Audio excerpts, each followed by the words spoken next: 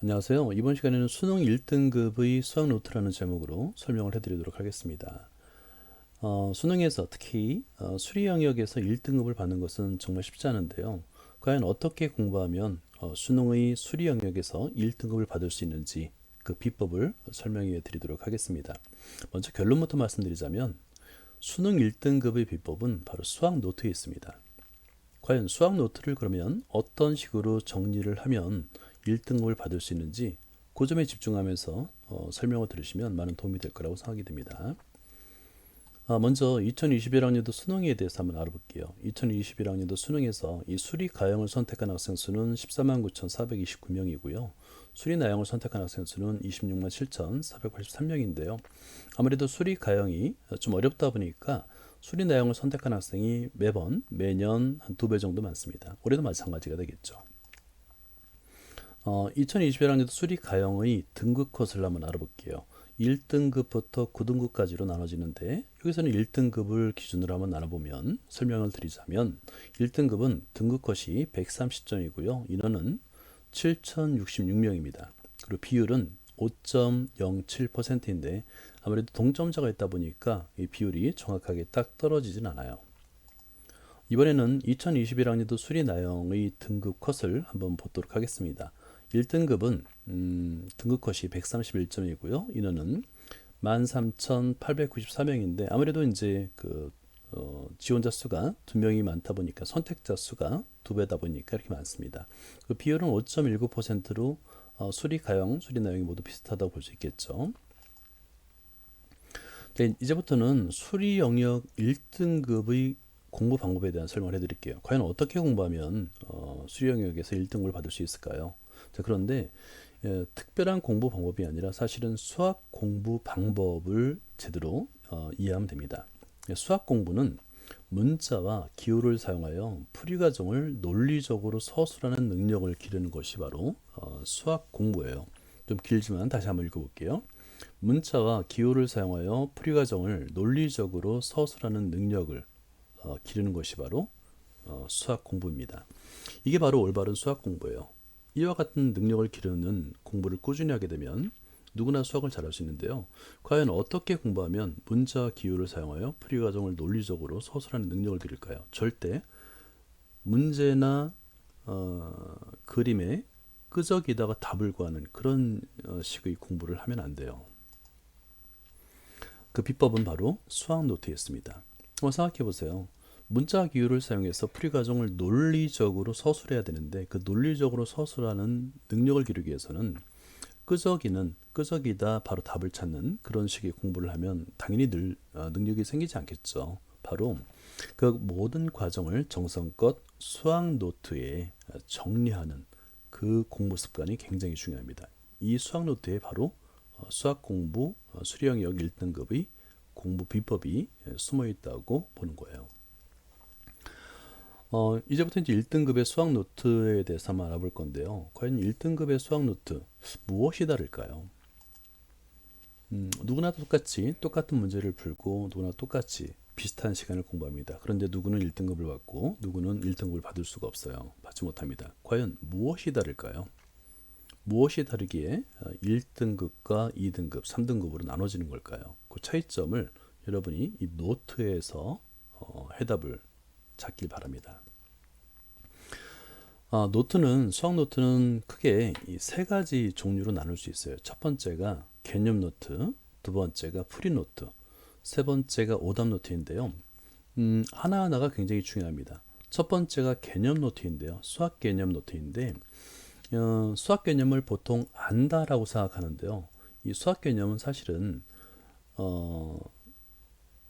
정확하게 그러니까 문자 기호를 사용해서 이 개념을 정확하게 표현할 수 없으면 아는 게 아니에요. 그래서 개념 노트가 굉장히 중요합니다. 그리고 프리 노트는 모든 문제를 연습장에 또는 프린트에 또는 문제집에 끄적이다가 풀이를 답을 구하려는 그런 공부를 하지 말고요. 이 풀이 과정을 항상 수학 노트에 정확하게 서술하는 그런 습관을 들이는 게 굉장히 중요해요. 문제 하나를 굉장히 소중하게 다뤄야 됩니다.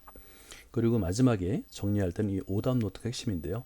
보통 수리 영역에서 이제 4점 문항이 있습니다. 4점짜리 문항을 오답 노트에 틀린 문항이죠.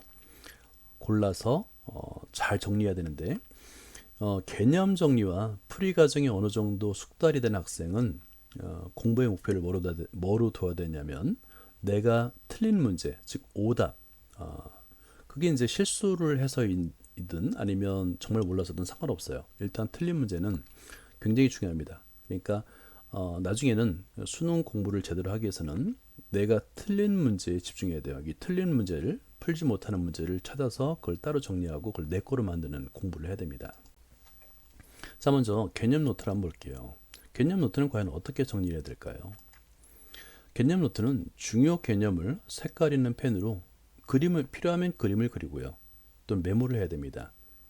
여기는 뭐냐면 보통 수학의 개념을 수학의 개념의 중요성을 제대로 아는 학생들이 의외로 많지 않은데요. 모든 문제는 수학 개념을 논리적으로 표현하는 거에 불과합니다. 따라서 문제를 잘 풀기 위해서는 특히 4점 문항을 풀기 위해서는 이 중요 개념을 정확하게 내가 표현할 수 있어야 돼요. 이해하는 것만으로는 안 됩니다. 그래서 개념 노트가 굉장히 중요한데요. 중요 개념을 색깔 있는 펜으로 필요하면 그림도 그리세요. 이 그림만 그려놔도 이 그림을 보는 순간 완벽하게 이해가 될 정도가 돼야 됩니다. 그리고 필요한 부분 색깔 있는 펜으로 메모를 해두는 겁니다. 그래서 정확하게 매번 반복해서 읽어보고 나중에는 이 개념 그림만 보더라도 바로 이 개념에 대해서 명확하게 이해할 수 있는 그런 노트 정리가 필요합니다. 그래서 모든 개념을 빼놓지 마세요. 내가 알고 있다고 착각하는 그런 개념들이 있을 겁니다. 근데 한번 써보세요. 그러면 문자 기호를 이용해서 사용하여 그 개념을 정확하게 표현할 수 없다면 그 개념을 내가 알지 못하는 거예요. 모른다고 생각해야 됩니다. 그러면은 그 개념들을 정리를 해야 돼요. 책을 찾거나 아니면 요즘은 이제 네이버에서 검색을 하게 되면 인터넷에서 검색하면 아주 쉽게 개념들을 찾을 수 있으니까 개념들을 찾아서 정리를 하고요. 할 수 있으면 이렇게 쉬운 예제들이 있죠. 이 개념을 이해하기 위한 예제를 같이 적어주는 게 도움이 됩니다. 그래서 모든 개념들을 차례대로 모든 교육과정에 나오는 모든 개념들을 개념 노트에 정리를 할 필요가 있어요. 두 번째가 프리노트인데요. 이 프리노트는 실력을 향상시키는 그 과정에서 굉장히 중요합니다. 그러니까 보통의 학생들은 노트가 아닌 연습장이라든가 아니면 문제지 아니면 프린트의 여백에다 그냥 적당히 쓰다가 답을 구하는 식으로 공부를 하게 되는데 그런 형태의 공부로는 사실 실력이 늘지 않아요. 그리고 어차피 그런 식의 공부로는 4점짜리 문항을 풀 수가 없습니다. 프리노트에는 문자와 기호를 사용하여 풀이 과정을 논리적으로 서술하는 그 과정을 계속 반복해야 돼요. 그러니까 필요하면 문제도 써야 됩니다. 문제도 쓰고요. 보통의 경우 이제 중학교 때 가장 잘못된 수학 공부 방법이 풀이 과정을 한글로 무슨 소설 쓰듯이 쓰는 학생들이 의외로 많습니다. 10명이면 7, 8명이 한글로 막 서술하는데요. 고등학교 그런 식의 공부로는 고등학교 문제를 전혀 풀 수가 없어요. 문자와 기호만을 사용하여 풀이 과정을 논리적으로 서술해야 됩니다. 그 연습을 해야지만 고등학교 수학 문제를 풀 수 있어요. 그러니까 풀이 뒤에 해설을 보고 그대로 따라 써도 상관없습니다. 이 능력을 기르기 위해서는 뒤에 해설을 참고해서라도 문자와 기호만을 사용해서 필요한 풀이만 정확하게 쓰는 거예요. 한글로 이러니 저러니 어쩌하여 이렇게 한글 소설 쓰듯이 그 풀이 과정을 서술할 필요가 전혀 없습니다. 그런 공부를 하면 안 돼요. 필요하면 그림도 그려놓고요. 그리고 나서 일목요연하게 문자 기호를 사용해서 풀이 과정을 완벽하게 논리적으로 계속 서술하는 겁니다. 이 과정에서 진정한 수학 공부가 되겠고요. 그리고 나서 결국에는 이제 논리적으로 서술하는 능력이 점점점 향상되는 거예요. 모든 문제를 수학 노트에 정리를 하고요. 그 풀이 과정을 써보세요. 반드시 손으로 직접 써봐야 됩니다. 쓰는데 휘갈겨 쓰듯이 대충 쓰면 안 됩니다. 정성껏 한 문자 한 문자를 정성껏 써야 됩니다. 이런 노력들이 필요한 거예요. 자, 이렇게 이게 좀 귀찮은 일일 수도 있는데요. 문제도 쓰고 그림도 그려놓고 그 다음에 여기서 이제 정의가 나와 있잖아요. 그러니까 정의는 뭐냐면 요거 이제 좀 내용은 몰라도 됩니다. 세타만의 4분의 파이를 t로 치환하면 이렇게 치환이라든가 정의할 때만 한글로 쓰고요. 나머지는 전부 다 이 문제를 풀기 위한 수학 개념을 문자 계율을 사용해서 논리적으로 서술하는 거예요. 그리고 또 한 가지, 이 그림이 있을 때 이 그림에 메모, 색깔 있는 펜으로 메모를 해놓음으로써 이 메모만 보더라도 바로 직관적으로 이 문제 해결 방향을 결정할 수 있는 그런 메모를 하는 것이 굉장히 도움이 됩니다. 자, 마지막에 오답 노트인데요. 앞에서도 설명해 드렸지만 개념 정리와 풀이 과정을 올바른 정리하면서 올바른 수학 공부를 한 학생은 무엇을 목표로 과연 공부를 해야 되냐면 마지막에는 오답을 찾는 것을 목표로 해야 돼요. 그러니까 내가 틀린 문제, 풀지 못하는 문제를 찾는 것을 수학 공부의 가장 중요한 목표로 잡아야 됩니다. 그래서 오답 노트가 굉장히 중요해요. 자, 오답 노트는 시험에서 본 것 또는 내가 문제집에서 찾은 것 뭐 상관없습니다. 선생님이 나눠준 프린트에서 찾은 것 거기서 만약에 틀린 문제가 있잖아요. 또는 중요한 문제도 상관없습니다. 그런 문제는 오려 붙이는 거예요. 하나하나 다 쓰기에는 문제 수가 굉장히 많을 겁니다. 그래서 책을 오려도 되고요. 책을 오리는 것이 좀 부담이 되면 그 페이지만 복사를 해서 이렇게 오려 붙이는 겁니다. 프린터를 오려 붙여도 상관없어요. 그런 다음에 이 문제를 완전히 내 것으로 만들기 위해서, 왜냐하면 이 문제는 다른 문제는 다 푸는데 이 문제를 틀린 거잖아요. 그럼 내 거로 만들기 위해서는 그 풀이 과정을 노트에 정리를 해서 정성껏 완벽하게 이해해 놓은 겁니다. 그러면 이런 과정을 한 3번 정도 반복하다 보면 이 문제를 풀 수 있겠죠. 내 것이 되는 거예요. 그래서 틀린 문제는 반드시 오답 노트에 정리를 해놓은데요. 문제를 정리하다가 만약에 유사 문제가 나오면 포스트잇을 이용해서 유사 문제를 같이 적어 놓으면 굉장한 도움이 됩니다. 그리고 풀이 과정을 좀 더 강조하기 위해서도 강조할 필요가 있다. 그러면 마찬가지로 포스트잇을 이용해서 풀이 과정을 정확하게 적어서 붙여놓는 거예요. 그러면 이런 정성을 들여서 이 문제를 내 것으로 만들어 두면 이와 비슷한 문제가 나왔을 때 다음에는 풀 수 있겠죠. 그리고 풀이 과정이 하나가 있고 또 다른 풀이 과정이 있다고 한다면 이 두 개의 풀이 과정을 나름대로 따로따로 정리를 해서 어떤 풀이 과정이 좋을지는 나중에 선택만 하면 되니까요. 선택의 문제니까. 그래서 틀린 문제는 반드시 오답 노트에 적어두는 겁니다. 그러면 이제 이런 오답 노트를 다 정리를 하게 되면 나중에 수능 일자가 다가오고 시간이 굉장히 촉박하잖아요. 매우 짧은 시간에 이 오답 노트를 가지고 전 과정을 다 정리할 수 있는 겁니다.